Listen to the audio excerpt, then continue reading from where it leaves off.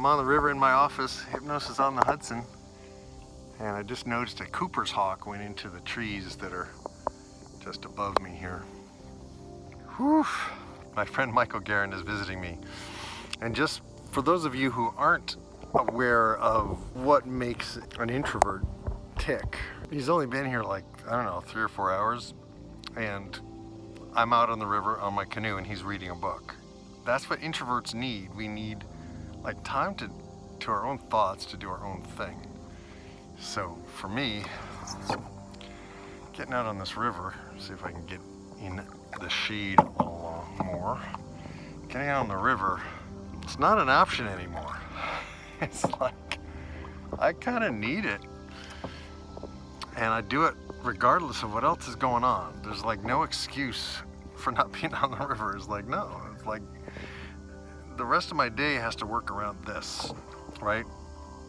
And over the years, researching weight loss and fitness and peak performance, that's really the attitude that a peak performer has to have. It's just like, this is the thing that I do, and I do it really on a world-class level, or I aspire to do it on a world-class level, because it's the thing that brings me the most joy.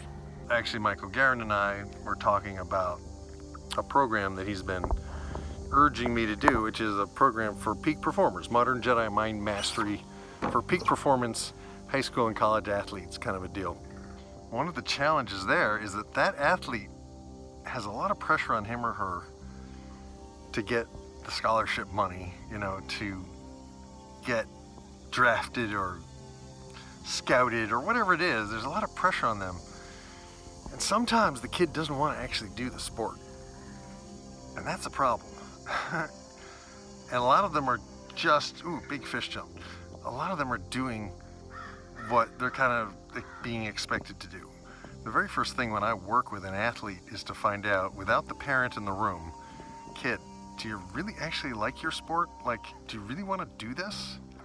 Do you want to go to the Olympics? Or is that something your mother wants, right? And I found working with the athletes, like, if they weren't really into it, they would subconsciously sabotage their performance. But if they were into it and there was some glitch they developed, I was easily able to help them clear the glitch once I taught them how to use their own mind. Because any glitch, any challenge that comes up that stops you is usually due to something you got going on internally, right? So the Modern Jedi Mind Mastery, you know, master your mind for a change. That's been my motto for the last almost 20 years that I've been doing this work. And the thing is, as I look at an athlete and I look at the fact that I was also a prodigy, not in athletics, but in music and as a songwriter. And over the years, I have struggled valiantly to get my music out into the world so that I could do it as a full-time profession. But it's been 40 years. Like, if I really wanted to do it, don't you think I would have done it? Or, right, maybe I didn't really want to.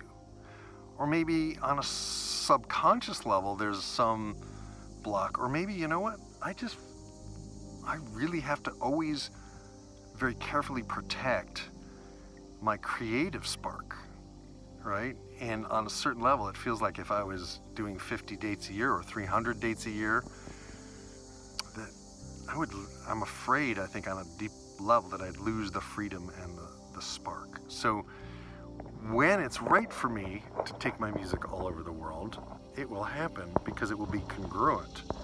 And if I'm still developing my brand or developing my style or developing my awareness of what it is I actually want, like not what I think I want, but what it is that I actually want. And this is a question I highly suggest you ask as well when you're ready.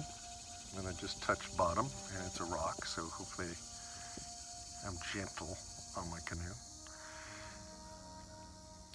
But we need to try things, and we need to explore. Even ideas like, if a kid doesn't want to be an athlete, forcing them to be an athlete in order to protect scholarship money is actually kind of feels unethical to me, right?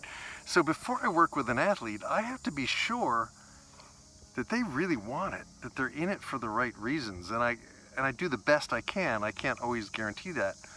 But a lot of parents kind of look to me to save their son's athletic career when the kid doesn't really want to do it. And then I'm the bad guy when the kid says, well, after the session with this great hypnotist, I don't want to do it anymore.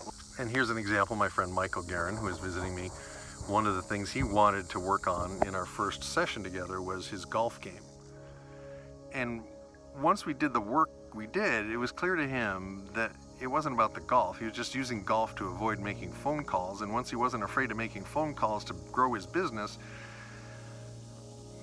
the golf wasn't interesting. He didn't want to waste his time on the golf course. He wanted to get to work, you know what I mean? And build a business. And that was more important than golf, right?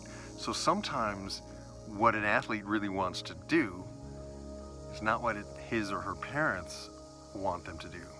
But when it is, when there's congruence between what the family is like, hey, we will support you. If you want to do this, we will support you. And the kid, yes, I really want to do this. Boom. Then it's appropriate for the parent to say, okay, you've agreed to do this. Now that means you're not going to quit. You're going to really go at it, and you're going to give it everything you've got. Otherwise, don't do it. Do something else that you really can give everything you've got to. And sometimes it perplexes me as I sit here in my canoe in my office that I'm giving this everything I have. Like, I am obsessed with this and trying to get the word out that we actually can understand our own wiring and hack it so that we can get more of what we want, even if what we want turns out not to be what we thought we wanted. Does that make sense? Anyway, there's a cool boat going by. I want you to see it.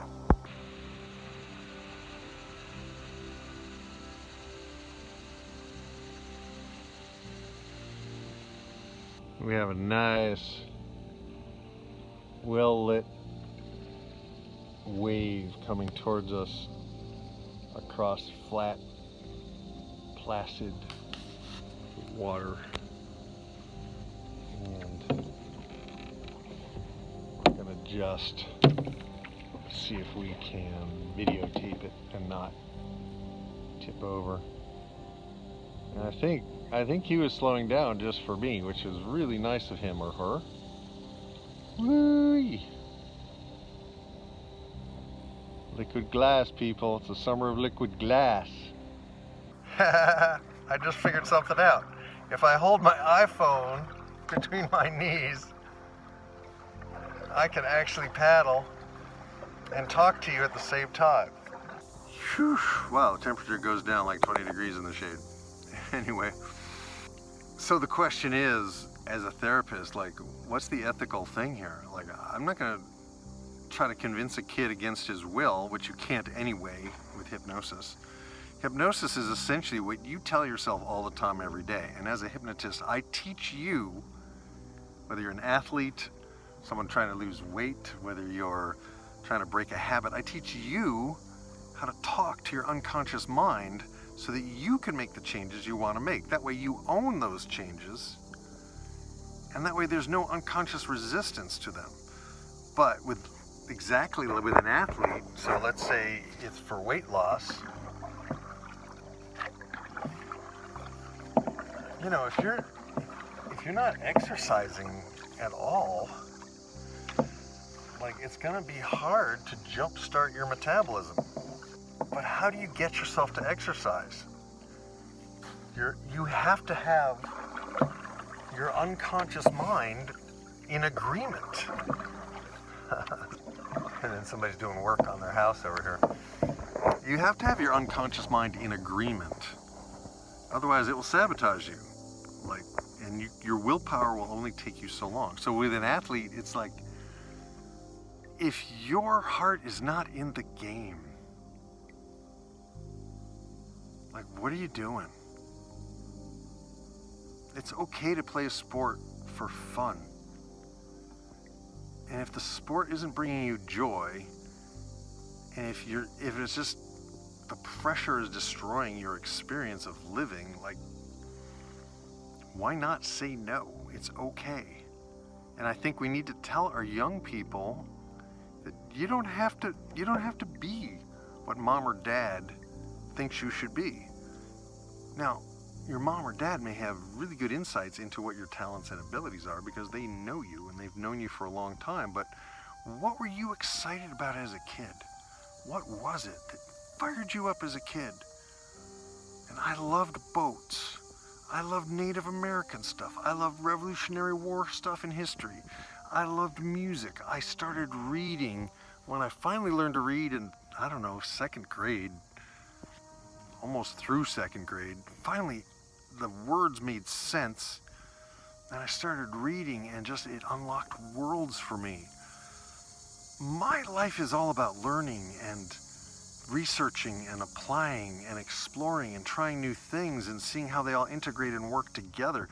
That's my thing, right? And it's taken me a lifetime to put all the different, seemingly different pieces together in a way that makes sense.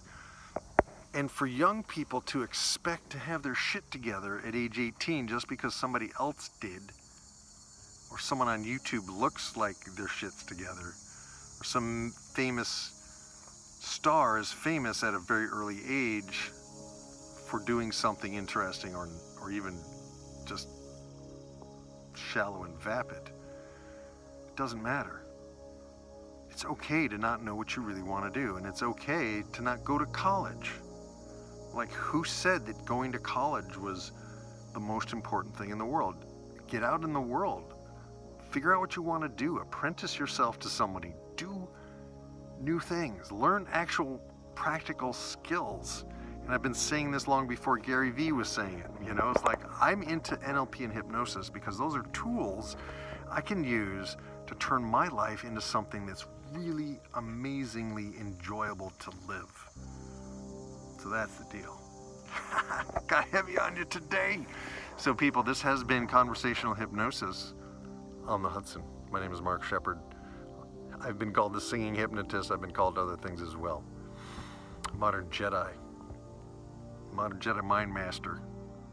But you know what? It's just all about you learning how to be you in a way that makes you joyful, happy, and healthy.